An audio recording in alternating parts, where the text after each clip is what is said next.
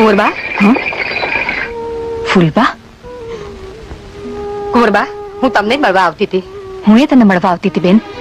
મળવાનું આટલું મોડું કેમ કર્યું બા? અરે જે દી મારા ધણીએ તમારી ઓળે આગ લગાવી એ દી આવીને કહ્યું હોત તો એના નામે ઓળનું ફગાવીને એક સ્ત્રીના નાતે મેં તમને ન્યાય અપાવ્યો હોત. નહીં બેન, મારા દીકરાનું જીવતર જાળવવા હું બીકની મારી ભાગી નીકળી ને પછી તો અંતરમાં બળતી વેરની આગમાં હું આજ સુધી સળગતી રહી છું. આજ ઈ આગમાં એક બીજી સ્ત્રીનું જીવતર હોમાઈ રહ્યું છે. બા, મારો ચાંદનો પૂછવાથી હવે સોનલનું જીવતર તો ઝેર જ થશે ને? જીવતર તો મારું એ ઝેર થયું જ્યારે મેં અમરુને ધાવડ ધવડાવનાર જનેતાની આંખમાં આંસુ જોયા. એને પિતાનો પ્રેમ આપનાર દેવાત આયરની આબરૂને કલંક લાગવા બેઠું મારે જ કારણે. ત્યારે મેં જ અમરુને સોગંદ આપી વેરના વળામણા કરવા સમજાવ્યો. બા, વેરના ઝાડને હંમેશા ઝેરના જ ફળ લાગે છે. હવે મૂળિયા ખોદીને ખતમ નહીં કરો તો ક્યાંક આપણા બંનેના સંતાનોની જિંદગી ઝેર થઈ જાય છે. ના ફૂલબા, ના, તારા ધણીનો વાળે વાંકો નહીં થાય. સોનલ અને અમરુના લગ્ન નક્કી જાણજે. બા, બેન જા. મારી, તમે તો મને આશીર્વાદ આપ્યા હતા ને કે સોનલ તારે આંગણે નહીં આવે, પણ તમને તો તમારો દીકરો મળી ગયો છે.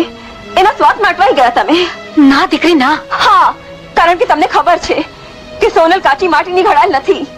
ન કરે નારાયણ અને સોનલ તમારા દીકરાનું માથું ઉતારી દે તો તમે તો નોંધારા થઈ જાઓ ને.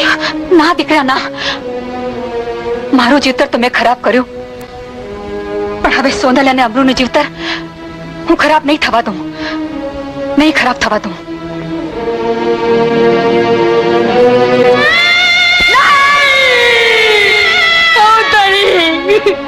આ શું થઈ ગયું મારા?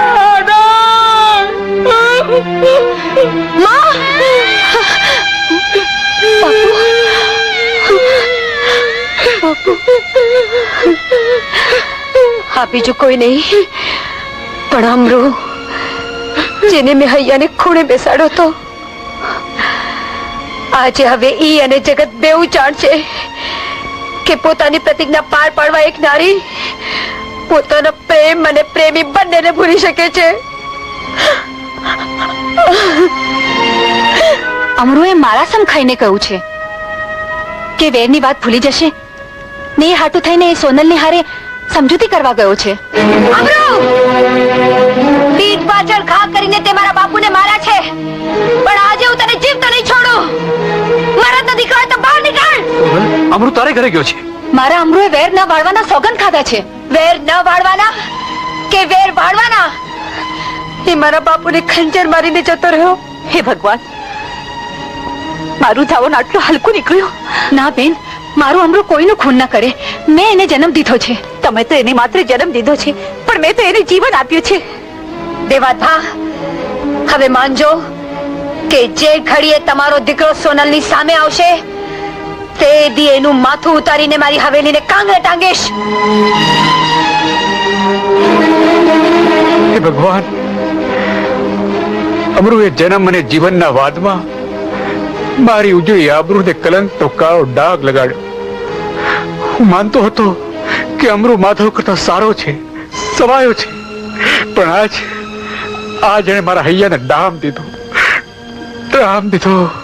બાપુ, અમરુભાઈ શું આટલા બદલાઈ ગયા કે જે ઘરમાં ભાભી થઈને આવવાની હતી એ જ આવીને આપણા આંગણે પડકાર ફેંકી જાય, આપણી આબરૂ લઈ જાય? દીકરી, ભાઈ, લો આ તલવાર અને જ્યાં હોય ત્યાંથી મારા દીકરાનું માથું મને લાવીને આપો, નહીં તો તમને કાળિયા ઠાકરની આડ છે. બેન, લો.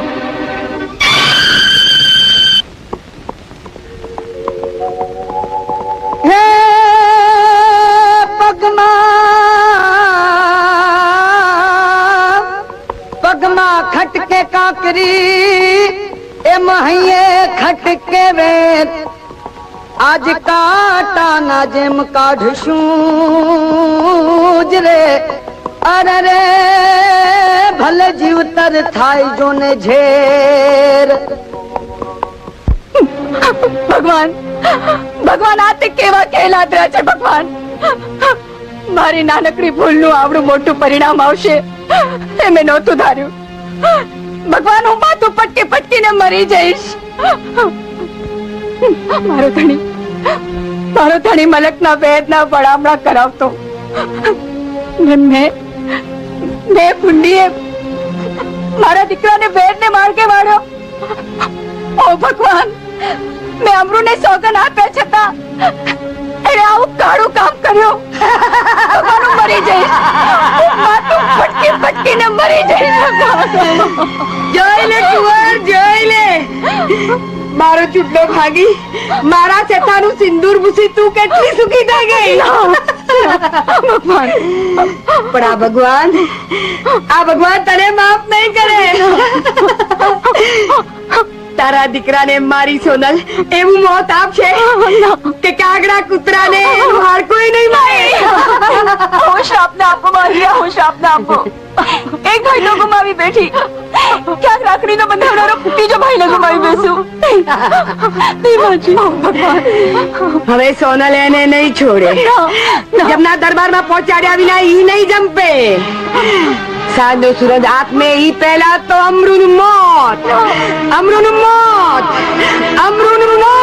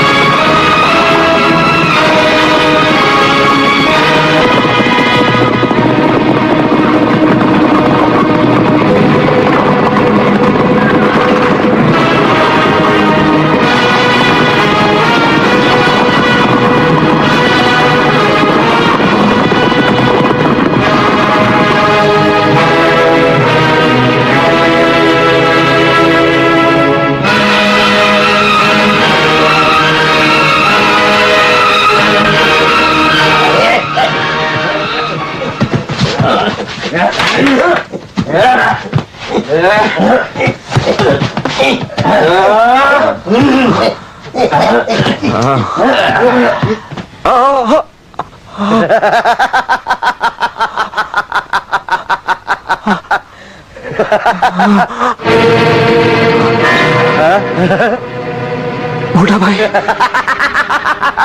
અમરો, આ દિન સુધી તમે હંધાય મોટા ભાઈ મરી ગયા અને શોકમાં મોજો માણી કા? આજ હવે હું તારા મોત પર મોજ માણીશ. જે દીથી તું મારા ઘરમાં આવ્યો તે દીથી તું મારી આંખમાં કણાની જેમ ખૂંદતો હતો અને સોનલ ઉપર જ્યારે નજર માંડી એમાંય તું આડો પડ્યો. મોટા ભાઈ, તમે સોનલને ચાહો છો એ વાત મને અણસાર પણ હોત તો હું તમારા માર્ગમાંથી હટી જાત. હવે તું શું હટવાનો છે? હું જ તને હટાવી દઈશ. કારણ કે જ્યાં સુધી તું જીવે છે ત્યાં સુધી સોનલ મારી નહીં થાય અને તારા મરી ગયા પછી એ સોનલ મારી નહીં થાય એની મને ખાતરી હતી. ઈ હાટું તો મેં એના બાપનું ખૂન કરી નાખ્યું. મોટા ભાઈ,